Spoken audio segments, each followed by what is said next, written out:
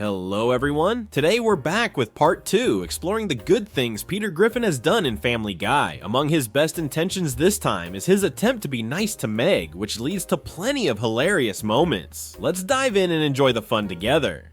Peter protects Meg in Season 6, Episode 7. The story begins with heavy rain in Quahog, quickly turning into a flash flood. Oh crap, Peter, it's a flash flood. Oh man, I better save my autographed picture of Dean Cain. You know, from before he got all desperate for attention. Hey, is that Dean Cain on that park bench? Oh God. As a result, the entire ground floor of the Griffin's house is submerged, forcing them to evacuate. Hey Chris, come here. What? Why? Just come here. What is it, Dad? Does it feel like the water suddenly just got warmer? No. Oh, that's right, it's pee that makes it warmer. But before they can leave, Peter sends Meg to the kitchen to fetch a case of beer and a sandwich. Even though the fridge is almost underwater, Meg wades into the water, her blouse snagging on a fridge shelf, causing her to nearly drown.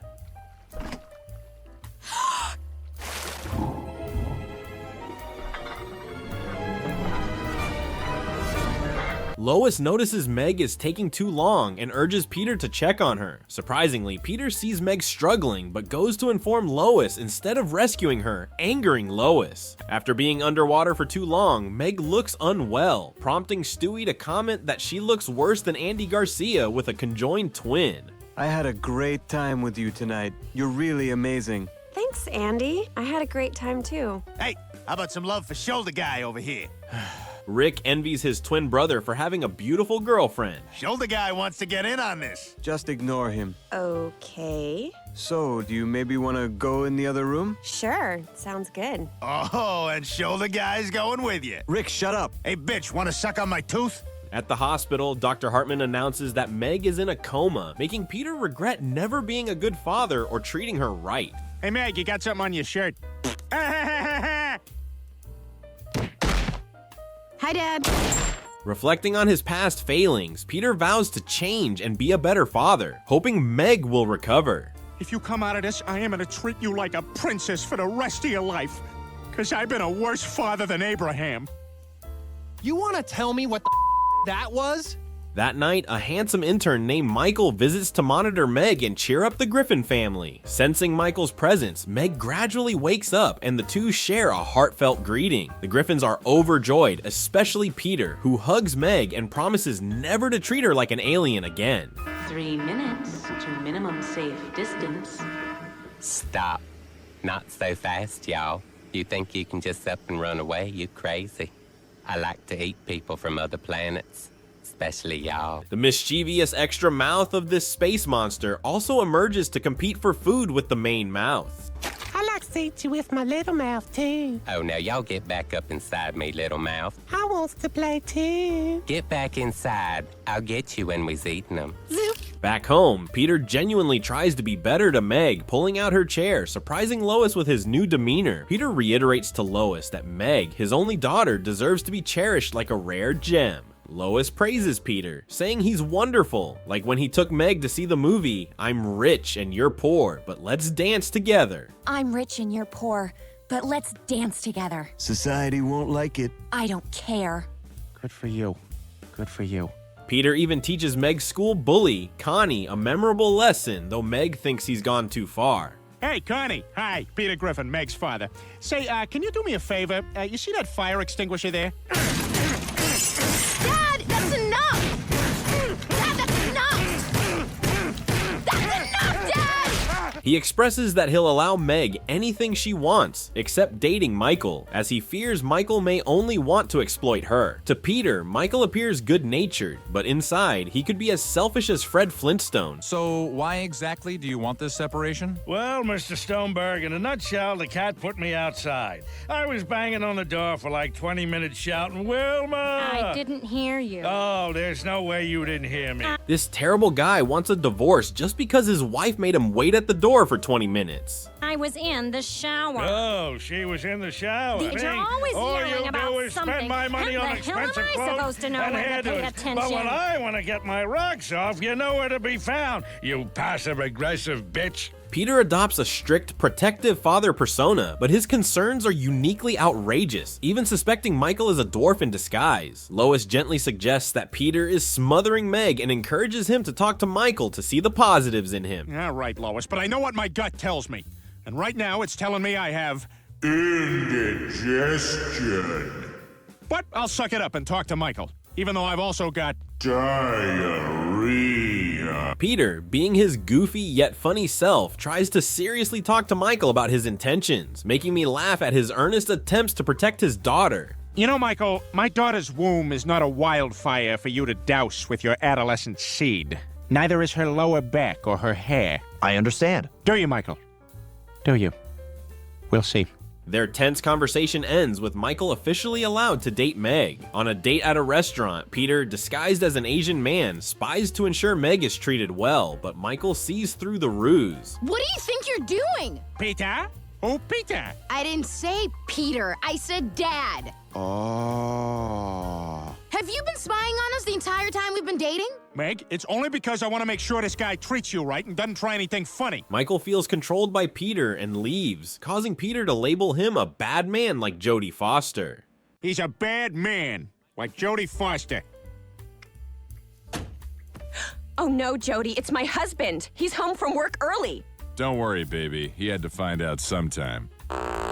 After 2 weeks of Meg crying, she tells the family she's pregnant, infuriating Peter, who decides to force Michael into marrying her. Despite Meg's protests, Peter marches to Michael's house with a shotgun. I just want to talk to him. It is not his fault. I just want to shoot him. I Accident. just want to talk to You him. can't shoot him. Wait, what are you doing? You got my Meg pregnant. What?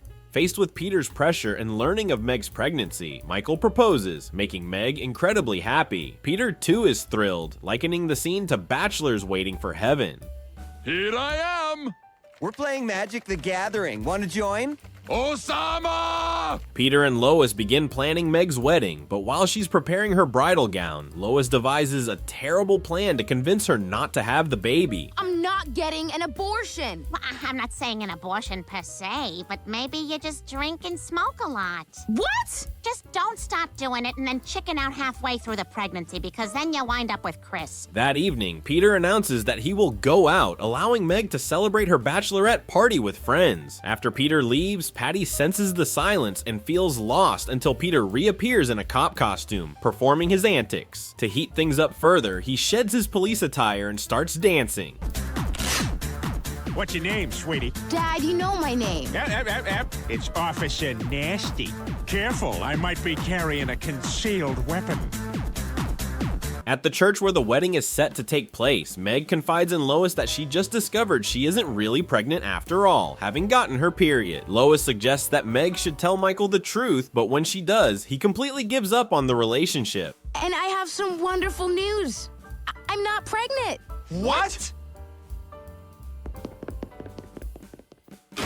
Meg apologizes to Peter for the mess, but he brushes it off, saying it's his fault for involving her in all this chaos. Though it wasn't a perfect ending, we must commend Peter for trying to be a caring and protective father to Meg, even if clumsily. It's one of the best things he's done, right? Peter helps Joe catch criminals in season 15, episode 15. The episode kicks off with a hilarious scene where Peter, Joe, and Quagmire watch a show about the Terminator. I have to have sex with your housekeeper to save humanity. What? Bring me your housekeeper. I have to have sex with her now. I'm the Terminator. I don't have a housekeeper, and I think you're just present-day Arnold Schwarzenegger. No, I am a machine. The landlady mentions that she doesn't hire a housekeeper and likens the Terminator to Arnold Schwarzenegger. Every second I'm not having sex with a housekeeper, robots are killing people in the future. Okay, I finished for the day. You lied to me. You do have a housekeeper. Let's go make a large-faced boy. Joe apologizes for being late due to mundane tasks at the police station, like replacing shelf liners or buying unprocessed cheese for a picky mouse named Nibbles, his demanding boss. Joe's chores disappoint everyone, especially Peter, who sees Joe as the most badass street cop. I go through all the body cam footage and take out all the parts where the cops go pee-pee. So you just erasing cop wieners all day? Eh, not erasing, sort of cutting them together into a funny montage we show on birthdays. But Joe seems content with these boring tasks, leaving Cleveland to wonder if Joe is truly happy with his job. Peter is convinced that Joe is just seeing the gray world through rose-colored glasses. This is called Crimson Sky. What do you think? Harold? Get this off of me! What are you doing in the women's department? Waiting for you? Well, I'm ready. Let's go. Who are you? Back home, when Peter's car breaks down, Joe offers him a ride. During their drive, the radio alerts them to an illegal deal involving armed suspects at 5th and Maple Streets. All units, reports of a drug deal in progress at 5th and Maple. Shots fired. Suspect possibly armed. Well, shots fired, so definitely armed. Duh. Dispatch much? Sorry, guys. Peter notices the location is nearby and urges Joe to head there immediately, but Joe refuses, explaining his task today is cleaning the notice board. Ignoring Joe, Peter insists, saying only one thing: let's go. Come on, Joe, let's put this 70s siren on your car and go. Did you just wipe a booger on my roof? Let's go, let's go! What follows is a series of dangerous yet hilarious action scenes starring Peter. When they reach the criminals, Joe hesitates, suggesting they wait for backup, but Peter grabs Joe's gun and charges in. The hell we do! Peter! Yeah, reach for the stars! What? I think he's telling us to follow our dreams. Where are the drugs? The criminals try to talk their way out, but Peter's decisive actions force them to surrender. No drugs, huh? Well, what do you call this? And I bet there's more where that came from. They're trying to flush their stash. Nice try, scumbag, but I got your squishy drugs right here. Uh-oh. While Peter handles everything, Joe, worried about breaking rules and getting fired, or worse, returning to his previous job as a magician's assistant. And now, to pull the two sides apart. And wiggle your toes! I said, wiggle your toes! Yeah, that's why I wanted to talk to you before the show. At the police station, Joe isn't punished. Instead, he receives praise from the captain for busting a major criminal ring. Joe claims he managed it alone, which delights the captain, who allows Joe to continue doing bigger tasks instead of menial chores. You'll be back on the street full-time. Thank you, Captain. Sir? Thank you, sir. Recognizing Peter's skills, Joe invites him to patrol together. Peter is surprised, remembering Joe's initial refusal due to fear of punishment, but Joe reassures Peter, saying it'll be their little secret. Excited, Peter looks forward to driving the police car and teasing homeless people. Awesome! Hey, and can we go slow up to a homeless guy and go, yoop, yoop, and see what he does? That's half the job, so what do you say? You think you're up to it? He also mentions his excellent physical condition from training with a Dave Matthews punching bag. This isn't annoying enough. I need my David Lee Roth bag. Together, they become the perfect duo, taking down various criminal gangs while Peter's disguise skills reach new heights.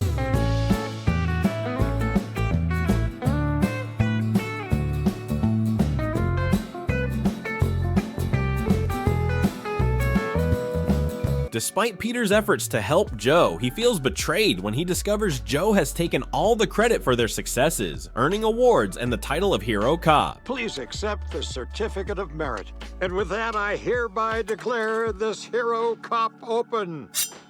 Whoa, sweet bod. You lift, bro? Peter is incredulous and angrily accuses Joe of seeking fame through deception, much like Orson Welles. The aliens have come to Earth to destroy all mankind.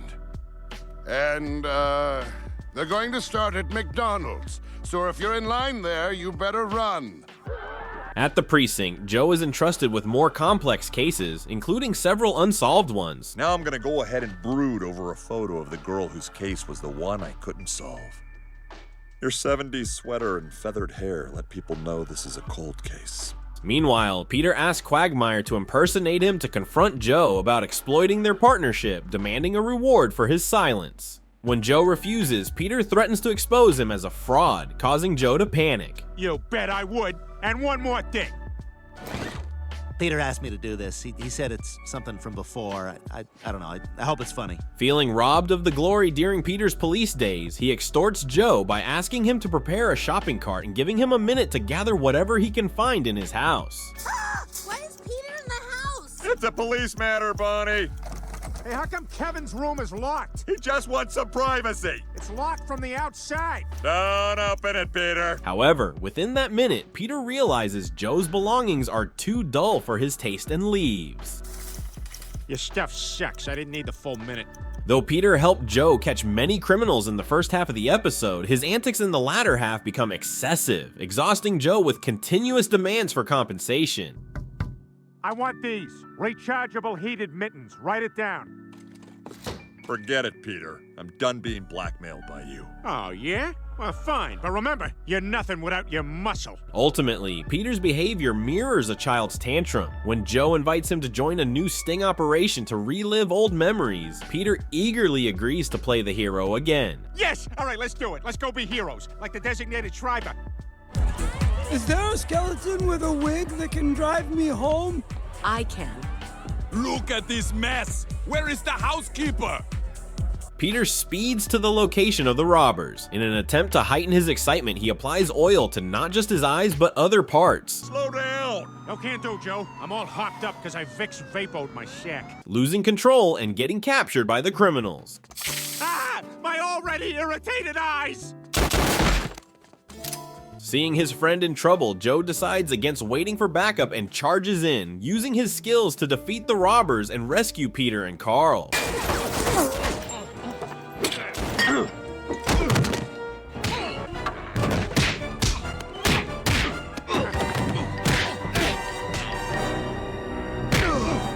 Peter praises Joe for single-handedly taking down two criminals, exclaiming this is the Joe he remembers. Joe thanks Peter for helping him rediscover himself after the tedious days of being a gopher at the precinct. You're welcome, Joe. Excuse me, do you have any tab soda I can bring back to the sex dungeon where I've been held captive for decades? Ma'am, this is a crime scene. I'm gonna have to ask you to move along. Stopping Carter from destroying a village in Season 14, Episode 12. We now return to the NBA on TNT on LSD. Man, I'm out my mind! While Peter is watching TV, he receives some bad news. While Lois and her mother are out getting massages, Peter has to spend time with Carter, which makes him unhappy because Carter has no sense of humor. Lois apologizes, but explains that Carter is no longer mentally sharp and can't be left alone.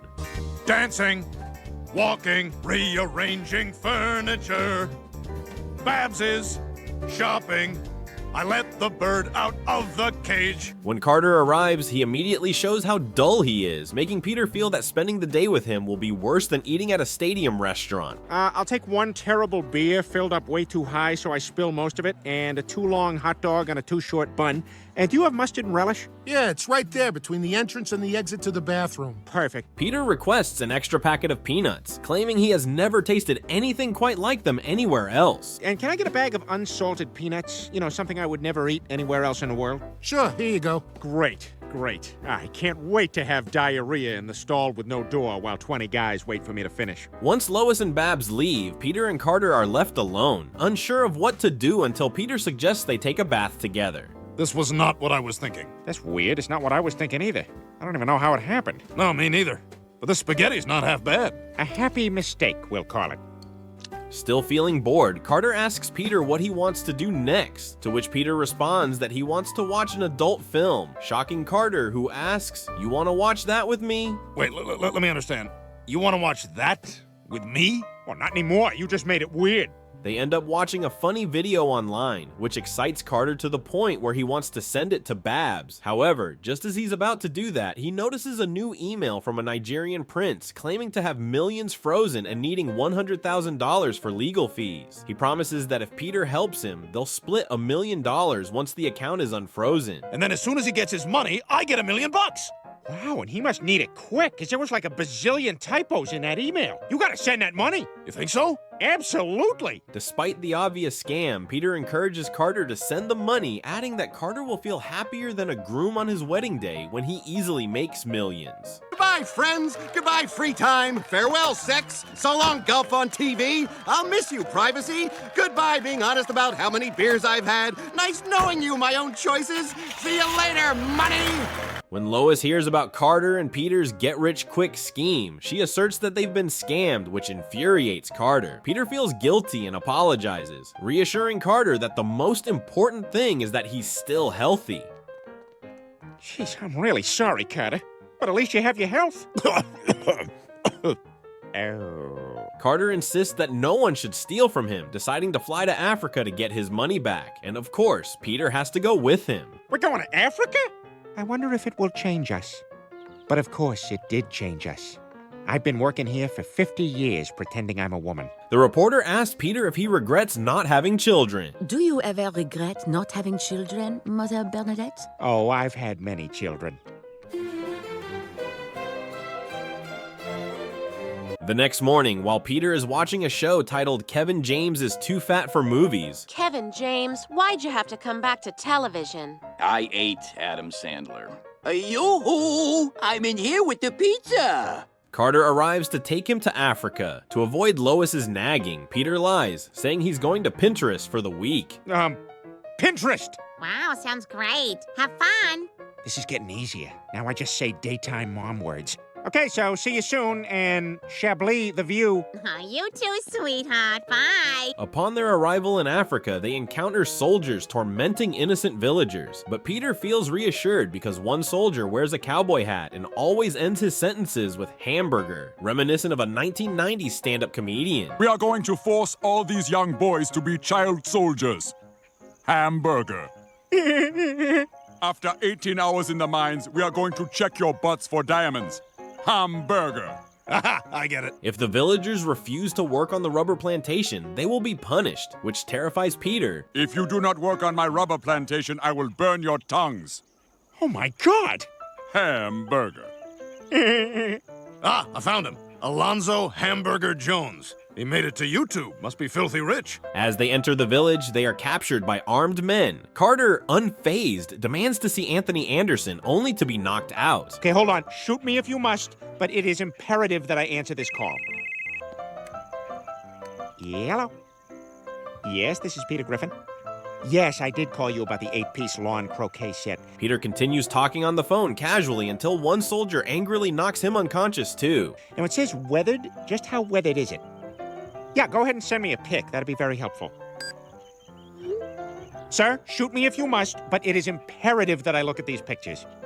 They are imprisoned in a warehouse, but when the captors learn that Carter is the one who sent the $100,000, they quickly release him, calling him a hero for helping improve things in the village. And he used my computer.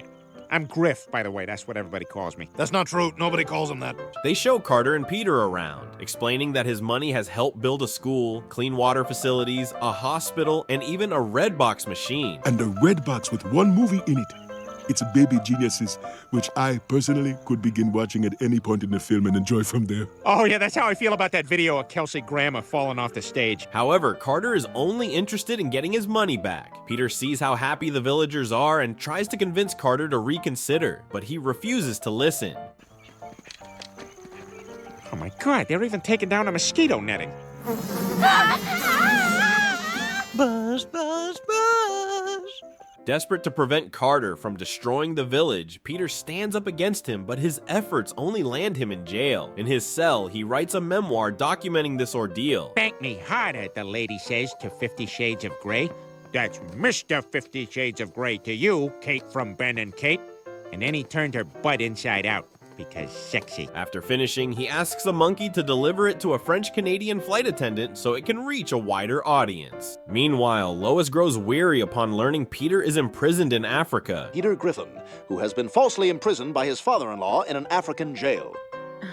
For God's sake. I bet there's not one word about you in that book. She quickly travels there to rescue him, riding a rhinoceros in search of Carter. Daddy, what the hell are you doing? You threw Peter in jail? Hey, Pumpkin, welcome! Whatever you do, don't tell them you have a clitoris. Yeah, they told me that at the embassy. Fortunately for Peter, Lois arrives just in time to save him from execution. That's your son-in-law and my husband. I know how families work, Lois. All right. Let him go! Yay! Lois, how much was your flight and which card did you put it on? Though Lois is frustrated with her father's actions, she empathizes with him once she realizes he's angry about feeling untrusted in his old age. Carter too feels remorseful for his actions and promises to send money to help rebuild the village while apologizing to Peter. Although the whole situation stemmed from Peter's initial mistake, he strives to make amends. Importantly, even though he couldn't stop Carter from doing something terrible, he tried, which counts as a good deed, right? He even posts a photo online celebrating the good he has done. Now, all I need is a group photo of me kneeling in front of the village so I can brag about what a good person I am.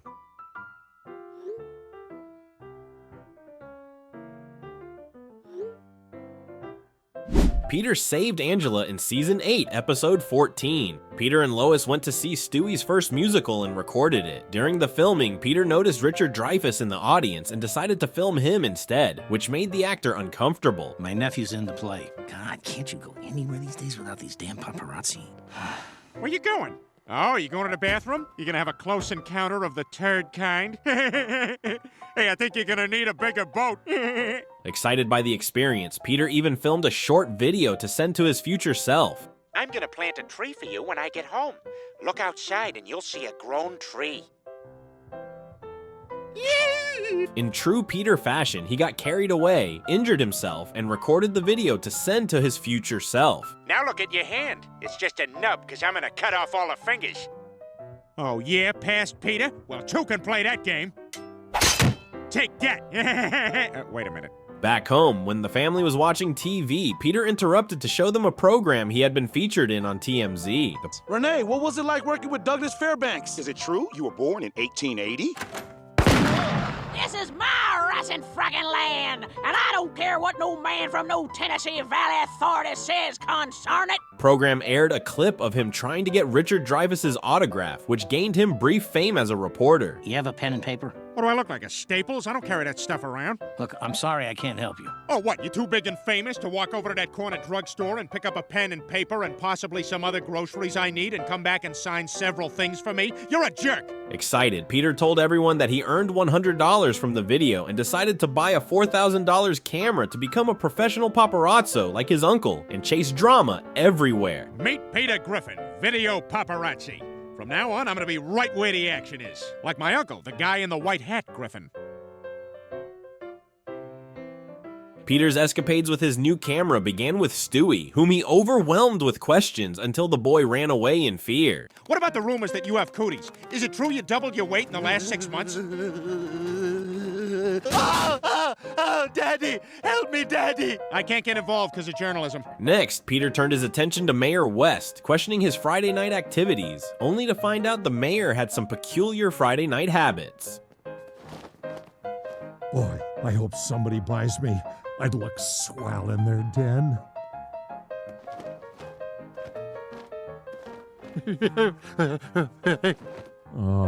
Peter then focused on the popular TV host Tom, asking if he was gay, which made Tom extremely uncomfortable. Are you gay? Someone said you were gay. It was me. Are the rumors I'm making up true? Ignore me if you're gay. Finally, Peter's paparazzi career abruptly ended when he angered Ollie Williams, who smashed his $4,000 camera. Ollie Williams, why do you look so much like Will Smith? Hey, Will Smith, what was it like to punch that alien in the face? Eddie Murphy, what was that whole thing with you and that transvestite hooker? Bernie Mac, how come you died? Oprah, why are you so fat, Don Cheadle? Back at home, Peter started wearing contact lenses since Ollie's punch broke his glasses. The next day at work, Angela, Peter's boss, unexpectedly found him attractive in his new look and began making advances. Oh no, I dropped my pencil. Oh, I'll get it for you. Yeah, this is gonna work out just fine. Excuse me. That night, Peter told Lois about the strange experience, but she didn't believe him, thinking it was unlikely that a woman would harass a man. But I didn't like it. I got sexually harassed at school.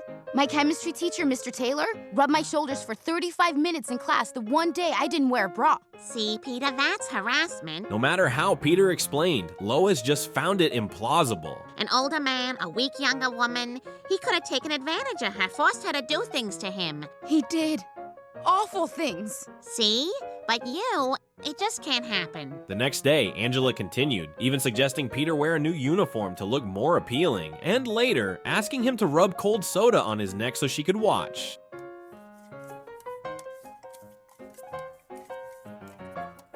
Now get out of here, you slut. Okay.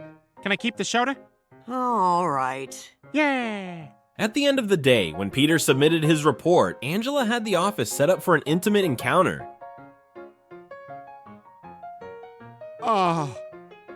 Oh, God. I really hope there's a hungry horse back there.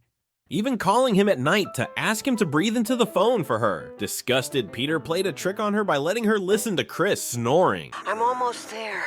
Oh, your breath is filling me up. What is I like kangaroos. Oh, sure you do. Well, tomorrow I'm getting you a kangaroo t-shirt.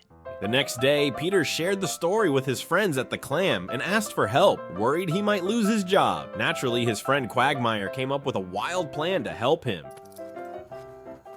All right, let me get lined up right so she'll think it's you she's having sex with. Wow, that's really clever. Thanks. And if you don't feel like doing Lois later, I can stick around. Oh, let's just see how this goes. Peter, feeling bold, went to see Angela and declared that he wanted to be with her right then. However, as Quagmire took a closer look at Angela, he changed his mind, thinking she wasn't his type and wanted to call it off. Oh, she's so ugly. I don't want to get in that. Peter, I'm not going to do it. Deal's off. Deal's off. No, it isn't. Yes, it is. I'm going to spread my legs and it'll be you doing it, not me. You better not. Their argument revealed Quagmire's presence to Angela, leading to the plan's failure. Thank you so much for having me in your home. And I would have had sex with you, but Peter neglected to tell me that you are a complete dumpster fire. Some friend, huh? Okay. All right, take it easy. After Quagmire left, Angela gave Peter an ultimatum to comply with her demands or be fired. Unable to tolerate the situation any longer, Peter decided to quit and walked out. You know, this is awful timing, but I remember part of the reason I came over was because my cousin is looking for a job at the brewery. I'll just put his resume under the door.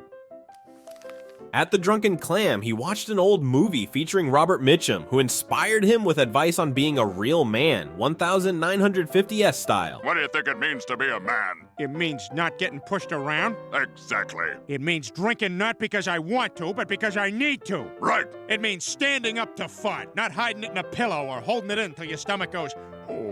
With renewed resolve, Peter drove to Angela's house, intending to confront her, only to find her attempting to harm herself in the garage. Fortunately, Peter arrived in time and saved her. When Angela regained consciousness, she confided that no man had found her attractive in over a decade, and Peter's rejection had made her feel hopeless. Griffin, I haven't been with anyone in 10 years.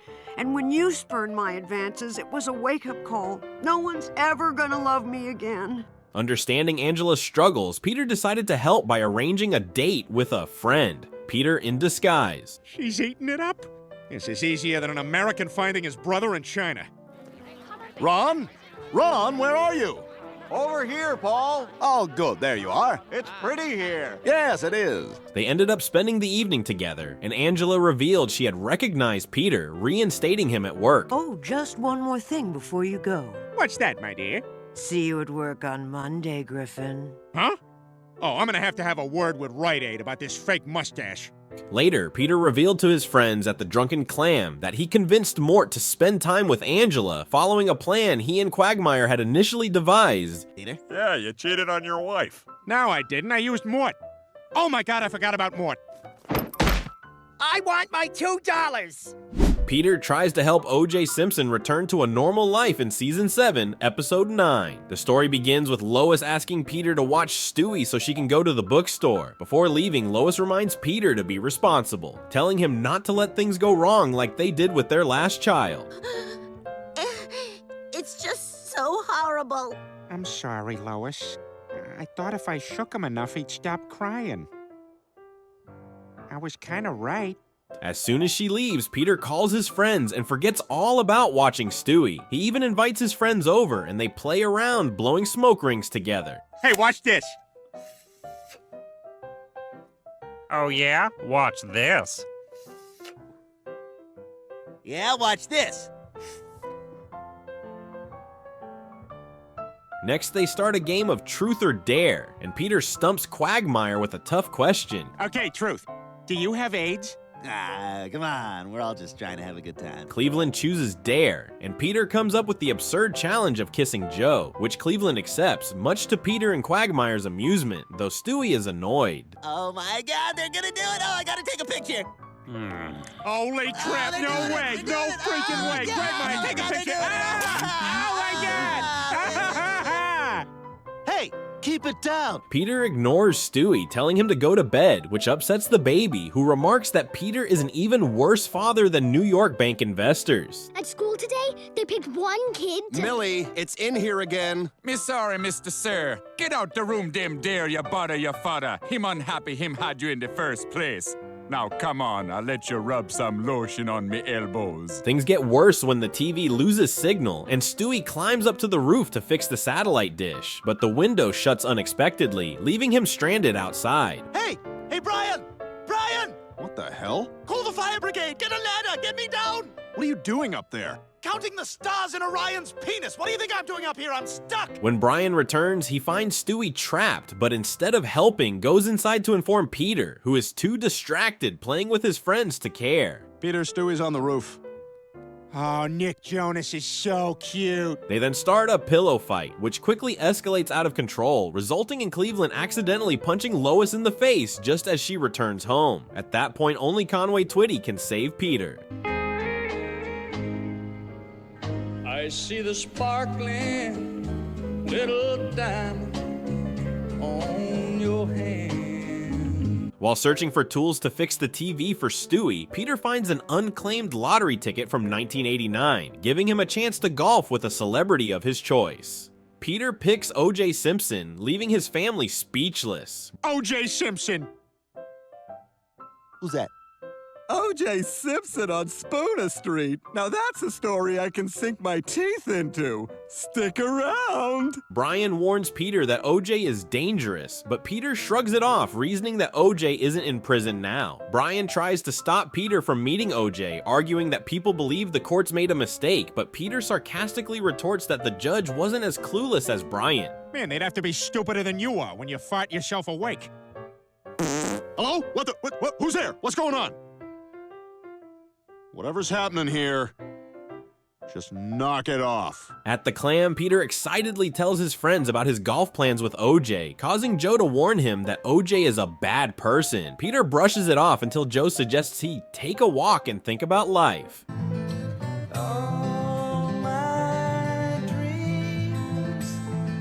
Peter begins to panic, realizing he's set to golf with OJ the next day. Joe then reassures him, saying it's a good opportunity to make OJ confess his misdeeds by using a hidden microphone. Cleveland imagines Peter heroically bringing down OJ. Peter Griffin, the guy who took down OJ. Marsha Clark sure couldn't do it, that dumb beaver. Hey, I wasn't even there. I was building a Canadian dam at the time. The next morning, Joe wires Peter and instructs him to subtly get OJ to talk about his past. Just try to get OJ talking about the murders. Do you think he'd be offended if I asked him to sign this basketball? Yeah, I think he'd be very offended. Oh. When OJ shows up, Peter feels nervous, needing encouragement from Joe's singing to calm down. That's right, Peter. Oh, I'm getting older, too. Thanks, I feel better. Hi, are you Peter Griffin? That's my name, don't put a knife in it. He then confidently approaches OJ, who tries to focus on golfing, while Peter nudges the conversation toward honesty and repentance. You're doing great, Peter. Just don't let him intimidate you. Guys, someone's getting frogged in the clubhouse. Quagmire! She sounds fat. However, when Peter moves closer to record OJ clearly, OJ notices the microphone, causing Peter's friends to panic and flee, leaving Peter alone. What the hell is that? You're wearing a wire! I am so murdered. Peter, I'm hurt. How could you deceive me like this? Oh God, OJ, please don't kill me! OJ realizes Peter's motive is to dig into his past, feeling disappointed as he just wanted to enjoy a round of golf. OJ humorously proves his innocence, convincing Peter, who then decides to help OJ return to normal life by inviting him to live with his family, much to everyone's surprise. The sight of OJ even sends the family's pet beaver scurrying away. O.J. Simpson? I may be a dumb beaver, but I'm smart enough to get out of here. Lois is annoyed by Peter's decision, but Peter insists on defending OJ despite everyone's objections. All right, enough with the yappity yap. OJ is gonna stay here with us in Quahog until I can help him get his life back on track. The next morning, OJ enthusiastically joins Lois in the kitchen, but without proper oven mitts, ends up grabbing pasta from the oven with his bare hands, leading to a funny misunderstanding. Ah! Oh my God! Oh my God! Brian, what's the matter? Oh, you're alive. Yeah, we just had a little pasta spill. Oh, thank God. Lois reassures Brian, saying it's not the first accident in the house. Okay, 1, 2. Oh, hang on, Brian. Stop the wheel.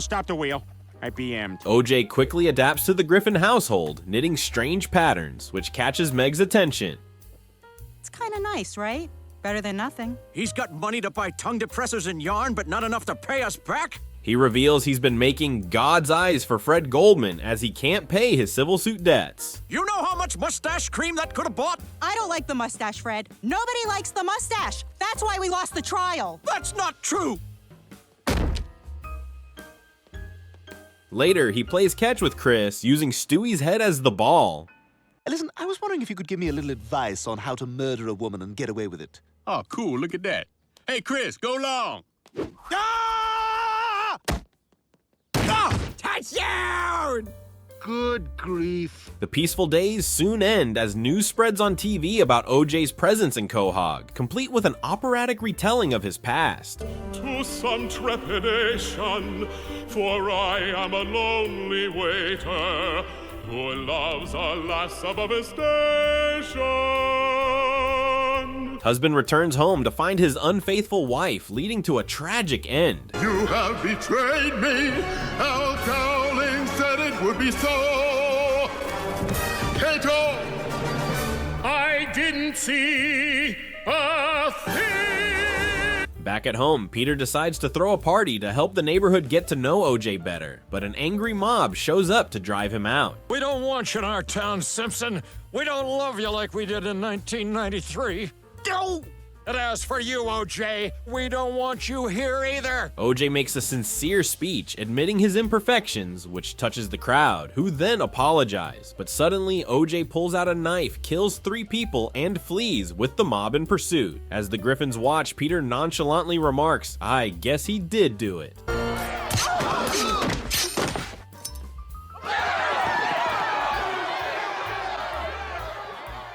Oh, I guess he did do it.